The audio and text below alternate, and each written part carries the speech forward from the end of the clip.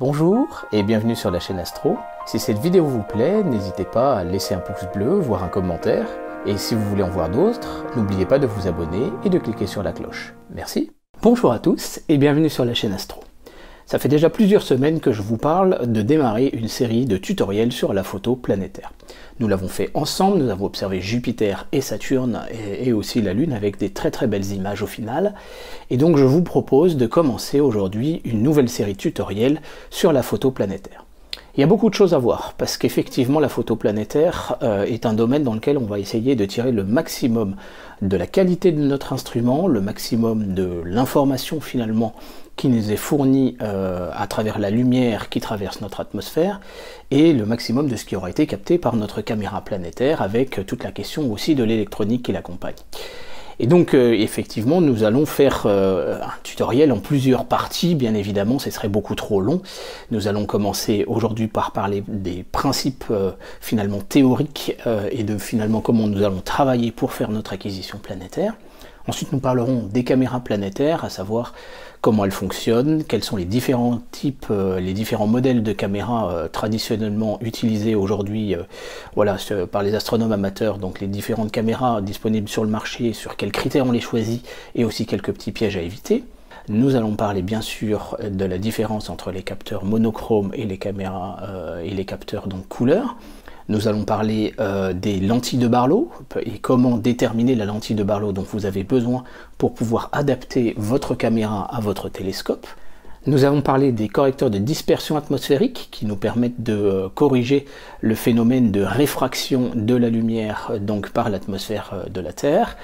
Nous allons parler des différents filtres que l'on peut utiliser quand on fait de l'acquisition planétaire. Nous allons voir ensemble comment utiliser le logiciel Fire Capture pour faire notre acquisition, les logiciels ensuite AutoStackert et un logiciel de traitement par ondelette pour essayer de tirer le maximum d'informations du petit film que nous aurons capturé. Nous verrons également comment faire une mosaïque lunaire, et donc nous verrons enfin comment utiliser un logiciel assez complexe qui s'appelle WinJupos, qui nous permet d'extraire aussi des informations assez intéressantes de nos images, voire même de recombiner des images faites à des instants différents. Donc ça peut être quand même franchement assez intéressant. Donc il y a vraiment énormément de choses à voir dans la photographie planétaire. C'est un des domaines peut-être les plus techniques, mais en même temps les plus passionnants, puisque nous pouvons arriver à sortir des détails supérieurs à ce que nous pouvons voir à l'oculaire à travers notre télescope. Et donc ça commence maintenant sur la chaîne Astro.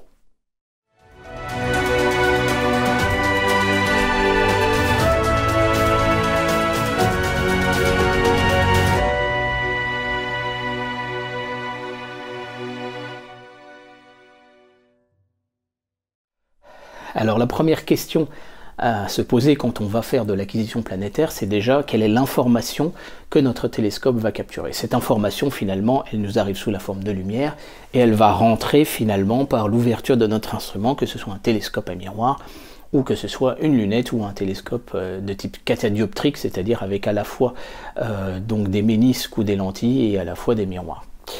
Cette information, elle va contenir tout ce que l'on peut finalement ensuite essayer de traiter. On ne peut pas inventer quelque chose qu'on n'aura pas capturé. Donc ça c'est la première chose, et la première question à se poser, c'est la notion de pouvoir séparateur, c'est-à-dire la capacité de notre instrument à distinguer deux points distants l'un de l'autre, par exemple à séparer deux étoiles voisines l'une de l'autre. Et donc ça se calcule, ça a été théorisé par les différentes formules, si vous voulez, un peu de propriété ondulatoire de la lumière, et ça a été notamment magnifiquement testé par monsieur Léon Foucault, qui est un des grands, finalement, inspirateurs, créateurs de l'astronomie moderne, puisque c'est lui qui a trouvé comment tester et améliorer la fabrication des miroirs de télescope. Et donc la formule que nous allons utiliser, elle est simple, le pouvoir séparateur en seconde d'arc, une seconde d'arc c'est 1/3600e de seconde, est égal à 120 divisé par le diamètre exprimé en millimètres. Alors bien sûr, le pouvoir séparateur va dépendre en fonction de la longueur d'onde du signal qu'on va essayer de regarder, donc en fonction de la couleur de la lumière qu'on est en train de regarder, entre les ultraviolets, entre le bleu, entre le rouge, entre le vert, etc. Et même l'infrarouge, c'est pas la même valeur, mais on prend une valeur médiane, et donc la formule qu'on applique, c'est 120 divisé par le diamètre. Donc si je prends mon télescope de 400 mm de diamètre, eh bien son pouvoir séparateur est de 0,3 secondes d'arc. Donc c'est quand même quelque chose d'assez intéressant dans la mesure par exemple où une planète comme Jupiter aura un diamètre apparent d'une quarantaine de secondes d'arc environ. La deuxième question à se poser, c'est, vous le savez bien, un télescope vient finalement former une image aérienne ici sur son point focal, et c'est de se poser la question finalement de quelle va être la taille de cette petite image aérienne, et finalement nos deux étoiles distantes de 0,3 secondes d'arc, de combien elles seront distantes sur le capteur. Donc en fait il y a une formule et une relation entre la distance angulaire entre deux objets dans le ciel et une distance en quelques millimètres sur le capteur. Donc on raisonne en fait à l'inverse en se disant pour tant de millimètres combien ça fait de degrés ou de secondes d'arc finalement dans le ciel. Donc vous allez trouver deux formules sur internet, elles sont en fait tout à fait équivalentes. Vous allez trouver donc l'angle en degrés est égal à 57,3 multiplié par la taille des pixels en millimètres. Donc en fait par rapport à la taille finalement que vous allez considérer dans votre image aérienne, et divisé par la focale en millimètres. Vous allez trouver également la deuxième formule qui est donc cette fois la distance angulaire en secondes d'arc et non plus en degrés est égale à 206 multiplié par la taille du pixel en microns, cette fois en micromètres, divisé par la focale en millimètres. Et donc en fait simplement si vous prenez la première et que vous appliquez finalement la prise en compte des unités de mesure, et bien vous trouvez 206,28 multiplié donc par la taille des pixels en microns et par la focale donc de votre instrument exprimé en millimètres. Donc on va prendre un exemple concret toujours, ma QHY 224 couleurs, donc ma QHY3 que vous voyez ici, sur mon télescope qui fait 1800 de focale, eh bien un pixel correspond à 0,43 secondes d'arc. Donc en fait, sur un petit carré de mon capteur, puisque mon capteur sera une succession de petits carrés, eh bien je couvre une portion de ciel réel de 0,43 secondes d'arc. Alors pour pouvoir distinguer par contre deux étoiles qui seraient distantes de 0,43 secondes d'arc, eh bien vous allez voir que en fait c'est pas suffisant. Pourquoi? Parce que je vais avoir une première étoile sur un premier pixel, une deuxième étoile sur le pixel d'à côté, et il est impossible de savoir dire, au final, dans l'image que j'ai obtenue, s'il s'agit finalement d'un objet qui couvre 2 pixels de ma caméra, ou s'il s'agit de deux étoiles différentes. Donc le théorème de Nyquist-Shannon, qui est utilisé partout quand on parle d'échantillonnage, de traitement de signal, nous indique qu'il faut échantillonner 2 fois plus précisément finalement, à 2 fois la fréquence, c'est-à-dire à moitié moins donc de la distance spatiale. Donc en l'occurrence il faudrait avoir des pixels qui feraient plutôt 0,215 secondes d'arc. Donc en fait il faudrait au final avoir des pixels qui vont faire 375 divisé par 2 micromètres pour pouvoir séparer mes deux étoiles qui étaient distantes de 0,43 secondes d'arc. Et donc c'est la raison pour laquelle on utilisera une lentille de Barlow qui viendra multiplier la focale, mais donc qui viendra séparer mes étoiles de façon à ce qu'elles soient sur un premier pixel, j'ai un pixel séparateur et un pixel ensuite pour la deuxième étoile. Donc la notion justement d'échantillonnage, le théorème de Nyquist-Shannon, on le connaît, on le comprend bien quand il s'agit du CD audio. Le CD audio, vous le savez, est à une fréquence de 44 100 Hz. Donc pourquoi? Parce que l'oreille humaine est capable d'entendre jusqu'à à peu près 22 000 Hz pour les plus jeunes, bien évidemment avec l'âge ça diminue un petit peu. Et donc en fait en échantillonnant à 2 fois cette fréquence maximum audible par l'être humain, eh bien on va être capable de retranscrire la totalité de la musique, du son que l'être humain est effectivement capable donc d'entendre. Donc c'est la même chose après derrière sur le DVD vidéo, où là cette fois l'échantillonnage est à 48 MHz, 48 kHz, et même maintenant on peut monter jusqu'à 88 kHz ou 96 kHz sur les systèmes professionnels, de façon à travailler au-delà de la fréquence audible et de façon ensuite, après les traitements, à pouvoir avoir un truc qui soit propre. Parce que sinon on aurait un truc qui pourrait être un petit peu voilà, détérioré au niveau de la qualité du son. Donc en conséquence, si je prends ma QHY 5L3 224 couleurs, on a des jargons assez compliqués, on en parlera dans le prochain épisode, sur mon télescope de 400 et 1800 de focale, eh bien il est capable de séparer deux points, on l'a dit, de 0,86 secondes d'arc, c'est le double des 0,43 qu'on avait calculé de la taille d'un pixel. Et donc pour ça, on va calculer la Barlow qui va nous permettre, donc la Barlow, hein, ça ressemble à ça tout simplement, c'est une lentille divergente à l'entrée, et puis ensuite tout simplement un tube et on met la caméra au bout. Et donc la Barlow qu'on va devoir utiliser, on peut la calculer. Donc vous pouvez effectivement faire la différence finalement entre le pouvoir séparateur théorique de votre instrument et le pouvoir séparateur multiplié par 2, hein, donc de votre caméra. Mais sinon on a une formule qui est assez simple, c'est-à-dire que 1/2 de 120 fois D, c'est-à-dire 0,15 secondes d'arc dans le cas de du pouvoir séparateur de mon télescope, doit être égal à 206,28 multiplié par la taille de mes pixels, donc c'est 375 micromètres, et divisé par la focale, c'est-à-dire 1800. Et quand on retourne cette équation un petit peu dans tous les sens, par les principes d'opérand, etc., eh bien on arrive à calculer la focale en fonction du capteur et du diamètre, et donc on a focale égale 206,28 divisé par 60, multiplié par la taille des pixels en micromètres, et multiplié par le diamètre exprimé en millimètres. Conséquence, la focale optimale sur mon télescope de 400 mm pour ce capteur, la focale optimale, ce serait 5157 mm. Et donc, qu'est-ce qui se passe? Voilà, ça ou un tout petit peu plus, puisque le théorème de Nico-Shannon dit qu'il faut échantillonner un tout petit peu plus au double donc de la fréquence. Et donc, résultat, il nous faudrait une Barlow de 2,865 fois. Donc, sur le marché, vous allez trouver des 2 fois, des 2,5, des 3 fois, mais il y a des moyens de pouvoir s'adapter, et puis on peut se permettre une certaine tolérance. Dans certains cas, il vaut mieux ne pas aller à 3 fois, mais quelquefois se limiter à 2,5 voire 2 fois pour avoir un signal qui sera propre. On en parlera dans la suite de ces différents tutoriels. Donc on peut faire mieux en fait, et on peut simplifier finalement aussi notre équation, toujours en retournant un petit peu les opérandes, dans l'objectif d'arriver à une équation et une formule qui va nous donner le pouvoir, enfin le rapport focal sur diamètre optimal par rapport à notre capteur. Et il dépendra simplement donc de la taille des pixels du capteur en millimètres.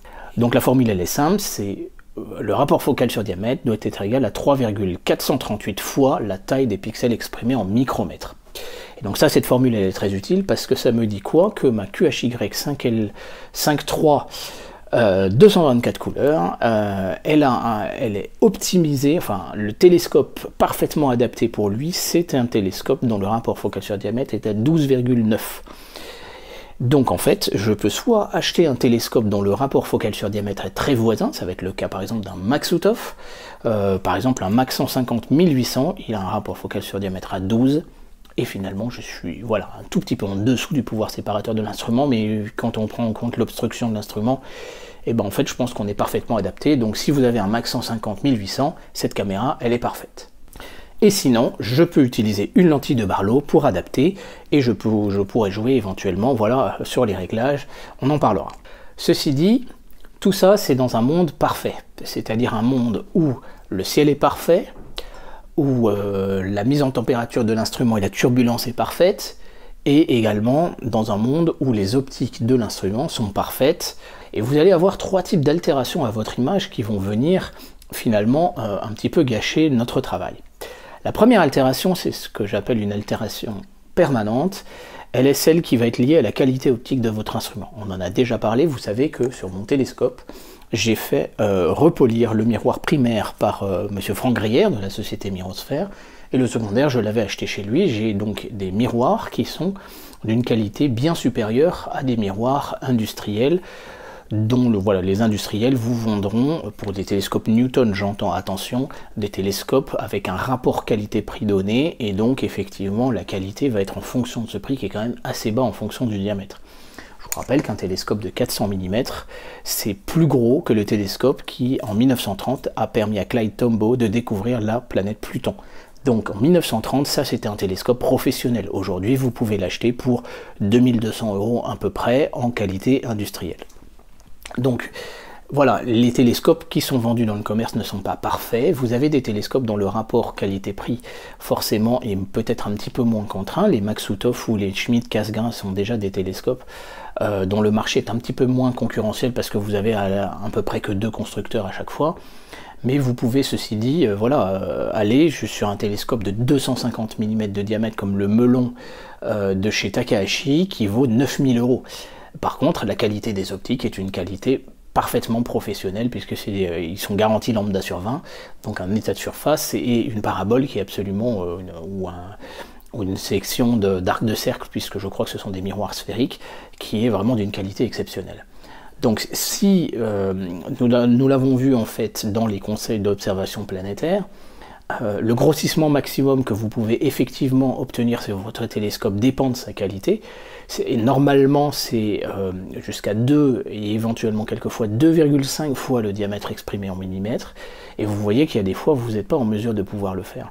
Donc c'est pour ça qu'il n'est peut-être pas nécessaire et même déconseillé, si vous voulez, d'utiliser une barlow trop importante pour essayer d'atteindre exactement le pouvoir séparateur de votre instrument et d'être au maximum de ce que vous pouvez faire. Parce que si la formule optique ne le permet pas, et bien tout simplement vous allez zoomer du flou. Et ça c'est lié à la qualité de l'instrument, donc il faut connaître votre instrument.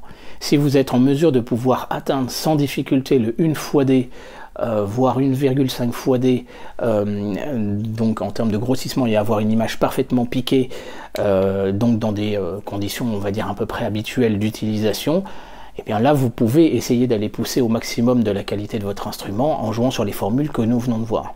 En revanche, si vous n'y êtes pas, et ben restez simplement à un coefficient par exemple d'une barlow de 2 fois au lieu d'une barlow de 3 fois, ce sera beaucoup plus raisonnable. Et en tout cas, j'ai pu comparer, si vous voulez, avec ce télescope, ce que je pouvais obtenir avant d'avoir fait repolir son miroir et après, et j'ai vu vraiment une différence absolument majeure. Deuxième type d'altération de votre image, ça va être ce que j'appelle l'altération liée au ciel. Et il y a 2 types d'altération, il y a une altération permanente et une altération finalement temporaire et transitoire. L'altération permanente, elle va être liée, si vous voulez, au fait, et vous ne pourrez jamais l'éviter, que plus votre astre sera bas, l'atmosphère va agir comme un prisme. Et on utilise donc cette partie-là, qui s'appelle un correcteur de dispersion atmosphérique, qui est constitué de 2 microprismes extrêmement fins, et qui viennent corriger ça. Donc nous verrons comment ça fonctionne, nous verrons aussi quels sont les gains à attendre d'un tel petit appareil, et nous verrons aussi comment effectuer ce montage là qui est un petit peu barbare, mais qui est extrêmement efficace, parce que normalement il faudrait le mettre devant la lentille de Barlow, mais si c'est comme pour moi et que vous n'avez pas assez de tirage, je ne peux pas mettre le correcteur et puis ensuite faire la mise au point avec la Barlow. J'ai été obligé d'encastrer le correcteur de dispersion atmosphérique dans la Barlow. Nous verrons comment faire ce montage là qui est un petit peu barbare mais qui est absolument très efficace. Voilà, ça peut rendre beaucoup de service à nombre d'entre vous, donc je vous ferai un tutoriel complet sur cette modification qui n'est pas destructive mais qui en tout cas pourrait vous aider. Ensuite, la dernière altération que va subir votre image, elle est celle de la turbulence. Et il y a 2 types de turbulence en fait. Vous avez le seeing, qui est la turbulence de la haute atmosphère, qui va avoir un impact très simple, c'est que votre image en fait, elle va être presque un peu voilée, elle va être naturellement floue, et il sera impossible de dégager véritablement de la netteté. C'est lié au jet stream de la haute atmosphère. Mais nous verrons quand même comment est-ce qu'on peut essayer de s'en dépatouiller un petit peu. Et la deuxième type de turbulence, là c'est ce qu'on appelle vraiment la turbulence, c'est-à-dire le vent plutôt de basse altitude et également la turbulence à l'intérieur du télescope, à savoir sa mise à température. Donc en fait, pour pouvoir gérer finalement cette turbulence et ce seeing, nous allons faire deux choses. Pour gérer le seeing, nous allons essayer d'utiliser ce qu'on appelle des ondelettes, c'est-à-dire un traitement qui va venir essayer de redonner de la netteté à l'image. Le seul problème, c'est qu'une image par un capteur, que ce soit une caméra ou que ce soit un appareil photo numérique, eh bien, va être naturellement bruité du point de vue électrique et vous allez tout de suite avoir un effet un peu neige, un peu voilà, granuleux sur votre image qui ne sera pas très beau. Donc pour ça, on va essayer d'accumuler un maximum d'images de façon à pouvoir lisser ce phénomène par phénomène finalement de lissage de Gauss. La deuxième chose, c'est donc la turbulence, et ce que nous allons faire, c'est que nous allons essayer de faire les pauses les plus courtes possibles, de façon à capturer les moments où c'est vraiment net. Et après, avec un logiciel de traitement, nous allons réaligner donc ces images, les additionner, et de façon à redonner de la netteté. Mais ça va être un alignement assez particulier, et nous verrons ça dans un tutoriel spécial pour l'utilisation d'AutoStackArt 3. Donc, il est tout à fait possible, finalement, malgré les différentes contrariétés qu'on aura dans notre acquisition, de pouvoir essayer de contourner un petit peu ça. C'est jamais parfait, bien sûr, on n'arrivera pas à faire des photos comme Hubble, mais on arrivera quand même à faire quelque chose de franchement intéressant. Alors la dernière question que vous vous posez, c'est peut-on utiliser un appareil photo numérique ? Eh bien, en fait, il y a trois raisons pour lesquelles on n'utilisera pas vraiment d'appareil photo numérique, alors que ça marche très bien si vous voulez faire de la photo lunaire. Il y a des tutoriels sur la chaîne, je vous y renvoie tout simplement, dans la playlist qui s'appelle La Lune. Mais en revanche, pour faire de la photo planétaire, eh bien, ça va être un petit peu difficile. La raison, elle est simple. La première raison, c'est que vous allez, donc on l'a dit, pour essayer d'accumuler un maximum de signal, la luminosité d'une planète, elle n'est pas problématique, sauf exception éventuellement de Neptune ou d'Uranus. On va essayer donc de faire un film, et voilà, pour essayer d'accumuler un maximum de signal. Le problème, c'est que le film qui va être enregistré sur vos appareils photo numériques, ce sera un film compressé en un AVCD, je crois, un VHCD, et en MP4. Donc c'est une compression destructrice, et en plus de ça, un signal qui va être acquis sur 8 bits, alors que votre capteur, en réalité, il est capable de travailler en 14 bits. Les caméras planétaires que nous allons utiliser, comme celle-ci, travaille en 12 bits. Celle-ci, qui est plus ancienne, la QHY5L2 couleur, elle travaille en 10 bits. Et donc, voilà, certaines caméras aussi qui peuvent être utilisées en caméra planétaire vont carrément travailler en 14 bits. Donc le problème, c'est que si vous allez faire un film compressé et qu'en plus de ça, vous allez le faire en 8 bits, eh bien vous allez perdre énormément de signal. Vous allez le dégrader par phénomène finalement de pleurage et voilà, d'un pixel sur l'autre. C'est comme ça que fonctionne la compression finalement MP4. C'est comme la compression JPEG finalement, mais en vidéo, et en fait un pixel va baver un petit peu sur les pixels adjacents. Donc ça, c'est un premier gros problème. Et le deuxième problème, effectivement, c'est qu'on va le coder sur une valeur de 0 à 256, alors qu'en 14 bits, la valeur est beaucoup plus importante. Donc forcément, on est en train de perdre du signal. Et la dernière chose, effectivement, c'est que quand vous allez faire une vidéo avec votre appareil photo numérique, vous allez prendre le cadre, plein cadre du capteur pour faire une vidéo en 1920 par 1080, si vous filmez donc en 1080p Full HD, voire éventuellement en 4K, alors que votre capteur a beaucoup plus de pixels. Donc ce qui se passe, c'est qu'en fait, même si on ne sait pas très précisément ce qui est fait comme interpolation, parce que vous êtes quand même à 30 ou 60 images par seconde, mais il y a tout lieu de penser que finalement le capteur et le traitement de l'appareil photo numérique va prendre un pixel tous les X pixels pour former une image globale qui correspondra. Alors avec le Sony A7R II et les suivants, vous avez un système de zoom sans perte de qualité à travers donc le capteur, jusqu'à l'utiliser pour un pixel du capteur jusqu'à un pixel de la vidéo finale. Donc effectivement, ce sera déjà un petit peu mieux que sur un appareil comme le Sony A7S qui lui n'en est pas capable. Mais néanmoins, ce sera de toute façon pas la panacée à cause des problématiques de compression et des problématiques de résolution, donc de la profondeur du signal en bits. Donc c'est les raisons pour lesquelles on n'utilise pas les appareils photo numériques et qu'on se concentre sur ces petites caméras. La dernière chose à vous dire justement concernant ces petites caméras, c'est que même si elles ont une résolution qui peut faire par exemple 1280 par 960, voire un peu plus, il est possible en fait de ne capturer qu'une petite portion de la surface de la caméra. Et donc l'avantage de ça, c'est que si vous capturez par exemple en 640 par 480, alors que le capteur est beaucoup plus grand, vous allez pouvoir travailler aussi avec un frame rate, c'est-à-dire un nombre d'images par seconde qui sera encore plus élevé. Donc vous allez pouvoir diminuer le temps des pauses unitaires et à ce moment-là, encore mieux gérer la turbulence. Donc ça, c'est quelque chose qui est possible avec ces caméras-là et ça va énormément nous aider également. Voilà, donc j'espère que ce premier épisode vous donnera envie de voir la suite. Je vous renvoie tout simplement à la playlist du coup qui va s'appeler La photo planétaire, qui regroupera tous ces tutoriels au fur et à mesure des semaines. N'hésitez pas à poster vos questions dans l'espace commentaire, de façon à ce que je puisse aussi adapter les différents épisodes qui vont suivre et répondre le plus précisément possible à vos attentes. Je vous remercie en tout cas de votre attention, je vous dis à très bientôt sur la chaîne Astro. Merci, au revoir.